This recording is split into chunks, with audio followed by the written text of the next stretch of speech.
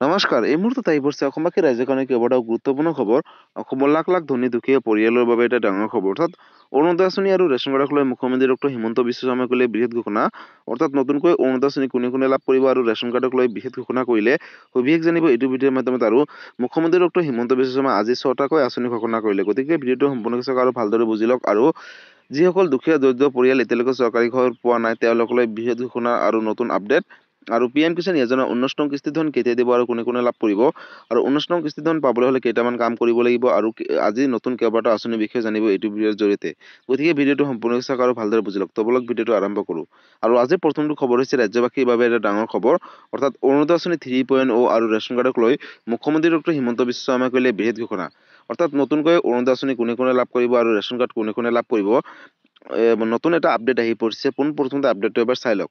বন্ধুসকল, ধৰা পৰিল লাখ লাখ ভুৱা ৰেচন কাৰ্ডৰ গৰাকী। 20 লাখ লোকে নতুনকৈ লাভ কৰিব ৰেচন কাৰ্ড বুলি চৰকাৰে ঘোষণা কৰিছে। ৰেচন কাৰ্ডক লৈ পুনৰ ডাঙৰ খবৰ। অৰ্থাৎ লাখ লাখ দুখীয়া দৰিদ্ৰ পৰিয়ালৰ বাবে এটা ডাঙৰ খবৰ। বন্ধুসকল, নতুনকৈ আৰু 20 লাখ পৰিয়ালক দিয়া হ'ব ৰেচন কাৰ্ড বুলি চৰকাৰে ঘোষণা কৰিছে। আৰু ৰেচন কাৰ্ড লাভ কৰা প্ৰতিটো পৰিয়ালে লাভ কৰিব এতিয়াৰে পৰা অৰুণোদয়। ৰেচন কাৰ্ড থাকিলে অৰুণোদয় আঁচনি লাভ কৰিব বুলি ঘোষণা কৰিছে। ৰেচন কাৰ্ড নোপোৱাকৈ নাথাকিব কোনো যোগ্য পৰিয়াল। অৰ্থাৎ যিসকল যোগ্য হয় তেওঁলোকে ৰেচন কাৰ্ড লাভ কৰিবই। সকলো যোগ্য পৰিয়ালে লাভ কৰিব ৰেচন কাৰ্ড এতিয়াৰে পৰা। পূৰ্বৰ দৰে নহয়। ৰেচন কাৰ্ডৰ সৈতে আধাৰ কাৰ্ড লিংক কৰাৰ পিছতে ধৰা পৰিছে বহু ভুৱা ৰেচন কাৰ্ডৰ হিতাধিকাৰীসকলে। ইতিমধ্যে প্ৰায় 12 লাখ পৰিয়ালে ঘূৰাই দিছে নিজৰ নিজৰ ৰেচন কাৰ্ডসমূহ বুলি চৰকাৰে ঘোষণা কৰিছে। লগতে 50 লাখতকৈ অধিক ভুৱা ৰেচন কাৰ্ড আছিল ৰাজ্যত বুলি ঘোষণা কৰিছে। এই পৰ্যন্ত 62 লাখ লোকক দিয়া হৈছে চৰকাৰী ৰেচন কাৰ্ড। গতিকে মন্ত্ৰী ৰঞ্জিত দাসৰ এই ডাঙৰ সিদ্ধান্ত গ্ৰহণ কৰিছে। গতিকে দুখীয়া দৰিদ্ৰ পৰিয়ালৰ বাবে এটা ডাঙৰ খবৰ। ৰেচন কাৰ্ডক লৈ পুনৰ ডাঙৰ ঘোষণা কৰিলে চৰকাৰে। গতিকে যিসকল দুখীয়া দৰিদ্ৰ পৰিয়াল আছে তেওঁলোকৰ বাবে এটা ভাল খবৰ।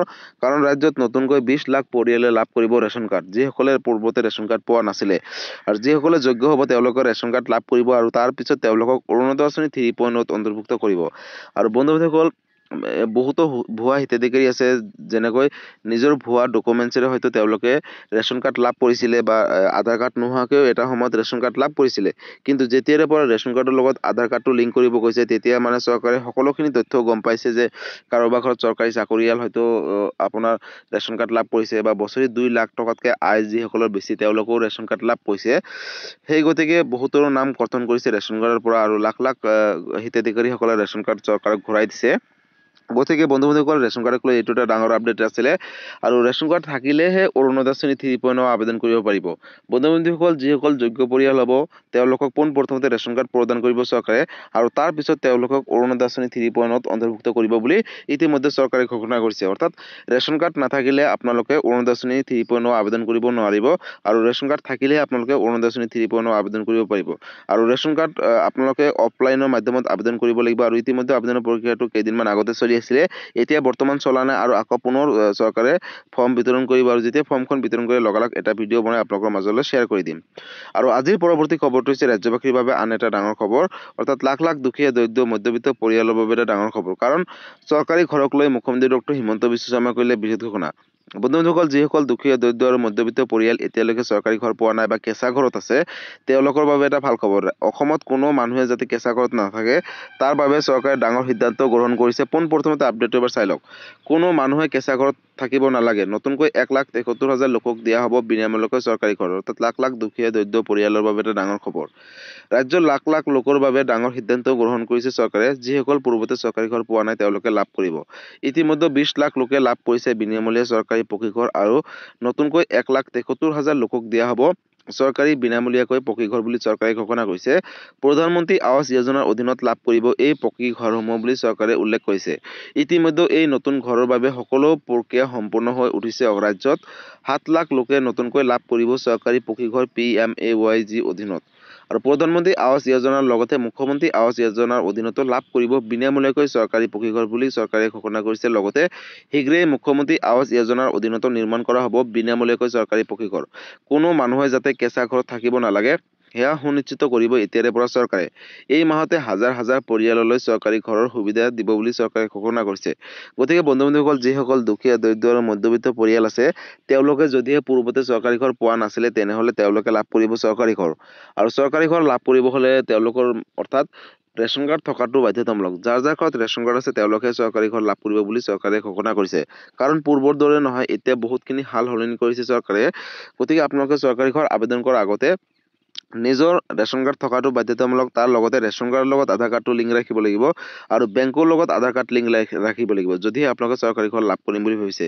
আৰু যদি এই সবিশেষ তথ্যখিনি আপোনালোকৰ ঠিক আছে বা ৰেডি হৈ আছে, তেনেহ'লে আপোনালোকে চৰকাৰী ঘৰ আবেদন কৰিব পাৰিব বা চৰকাৰী ঘৰ লাভ কৰিব।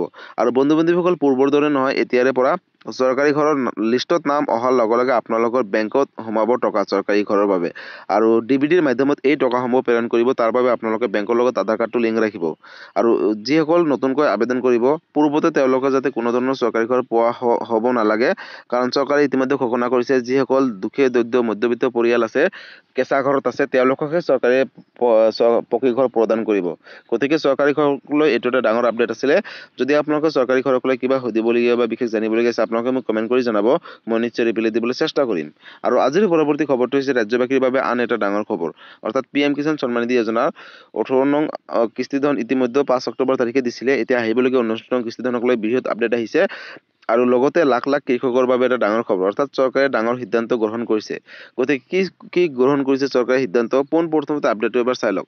বন্ধুসকল, কোটি কোটি কৃষকৰ বাবে ডাঙৰ খবৰ। চৰকাৰে ক্ষতিপূৰণ দিব। বীমা কৰক কৃষকৰ 15 ফেব্ৰুৱাৰীৰ ভিতৰত কৰিব লাগিব পঞ্জীয়ন। অৰ্থাৎ আপোনালোকে নিজৰ খেতিৰ বীমা কৰিব লাগিব, তেতিয়া আপোনালোকৰ ক্ষতিপূৰণ সমূহ দিব চৰকাৰে। ফচল বীমা যোজনাৰ যোগেদি লাভ কৰিব নষ্ট হোৱা ফচলৰ ক্ষতিপূৰণ। 15 ফেব্ৰুৱাৰীৰ ভিতৰত কৰিব লাগিব পঞ্জীয়ন। আৰু ইতিমধ্যে পঞ্জীয়নৰ বাবে আবেদনৰ প্ৰক্ৰিয়াটো চলি আছে। যিসকল কৃষকে ইতিমধ্যে ফচল বীমা কৰাইছে, সেইসকলে লাভ কৰিছে। দেশৰ 19.67 কোটি কৃষকে লাভ কৰিছে ফচল বীমা যোজনাৰ সুবিধা। আৰু পৰিশোধ কৰা হ'ল 1.65 লাখ কোটি টকাৰ ধন বুলি চৰকাৰে ঘোষণা কৰিছে। 70 কোটিৰো অধিক কৃষকে আবেদন পত্ৰ প্ৰাপ্ত কৰা হ'ল বুলি ঘোষণা কৰিছে। ফচল বীমাৰ সুবিধাৰ বাবে চৰকাৰে মুকলি কৰিছে হেল্পলাইন নম্বৰ। আৰু গ্ৰাহকৰ বাবে প্ৰতিগৰাকী কৃষকে ছেভ কৰি ৰাখক। হেল্পলাইন নম্বৰ হৈছে 14447। আৰু ভাৰত চৰকাৰৰ কৃষি আৰু কৃষক মন্ত্ৰালয়ে জাৰি কৰিছে এই বিশেষ জাননী। দেশৰ কোটি কোটি কৃষকৰ বাবে এটা ডাঙৰ খবৰ। যদিহে আপোনালোকে বীমা কৰাম বুলি ভাবিছে, তেনেহ'লে ভাল খবৰ। পথাৰত ধানৰ পৰিৱৰ্তে ওলাইছে নেকি পতান? যদি পতন ওলাইছে বা পতান ওলাইছে, তেনেহ'লে আপোনালোকৰ বাবে এটা ভাল খবৰ। সৰু পোকে অনিষ্ট কৰিছে নেকি আপোনালোকৰ কৃষি পথাৰ? পথাৰত নষ্ট হোৱা ফচলক লৈ চিন্তা কৰিব নালাগে এতিয়াৰে পৰা। যিখিনি খেতি পথাৰ নষ্ট হয়, আপোনালোকে সেই নষ্ট হোৱা ক্ষতিপূৰণসমূহ দিব চৰকাৰে। গতিকে চৰকাৰে ক্ষতিপূৰণ দিবলৈ ইতিমধ্যে সাজু হৈছে। আপোনালোকে অকল প্ৰধানমন্ত্ৰী ফচল বীমা যোজনা আবেদন কৰিব লাগে। আৰু তাৰ বাবে আজিয়ে কৰিব লাগিব এটা বিশেষ কাম। অৰ্থাৎ কি কাম, আপোনালোকে চাই লওক আগলে। ফচল বীমা যোজনাৰ যোগেদি লাভ কৰিব নষ্ট হোৱা ফচল বীমাৰ ক্ষতিপূৰণ। বন্ধুসকল, 15 ফেব্ৰুৱাৰীৰ ভিতৰতে আপোনালোকে কৰিব লাগিব পঞ্জীয়ন।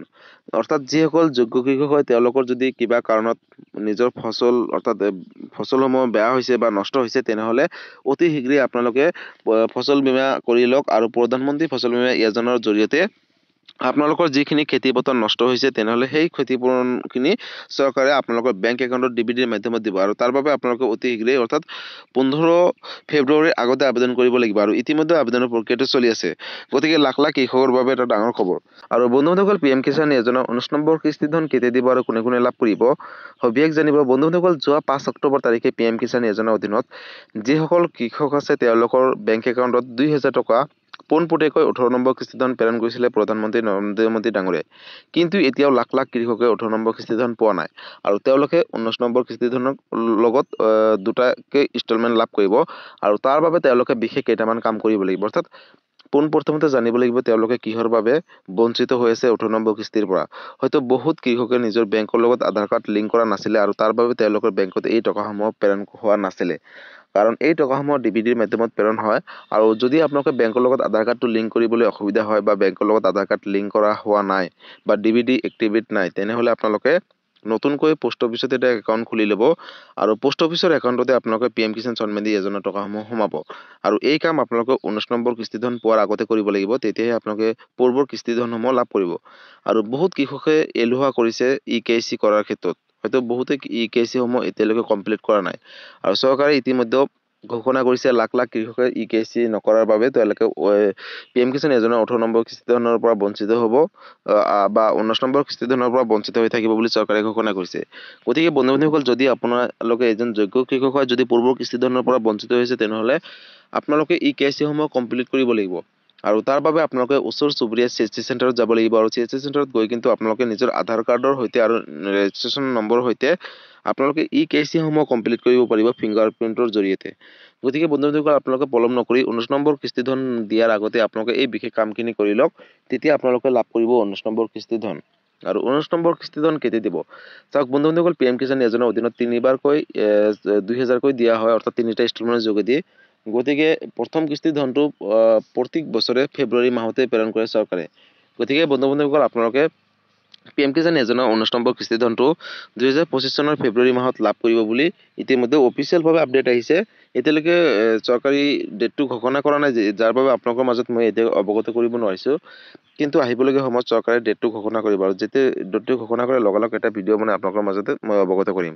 গতিকে PM কিষাণ যোজনাক লৈ এইটো ডাঙৰ আপডেট আছিলে। যদি PM কিষাণ যোজনাক লৈ কিবা সুধিবলগীয়া বা বিশেষ জানিবলগীয়া আছে আপোনালোকে মোক কমেণ্ট কৰি জনাব, মই নিশ্চয় ৰিপ্লাই দিবলৈ চেষ্টা কৰিম। গতিকে বন্ধুসকল আজি আছিল এইটো এটা ইনফৰ্মেটিভ ভিডিঅ' আৰু গুৰুত্বপূৰ্ণ খবৰ। ভিডিঅ'টো চাই কেনেকুৱা পালে? যদি ভাল পালে চেনেলটো নতুনকৈ আছে চেনেলটো ছাবস্ক্ৰাইব কৰিব, লাইক কৰিব।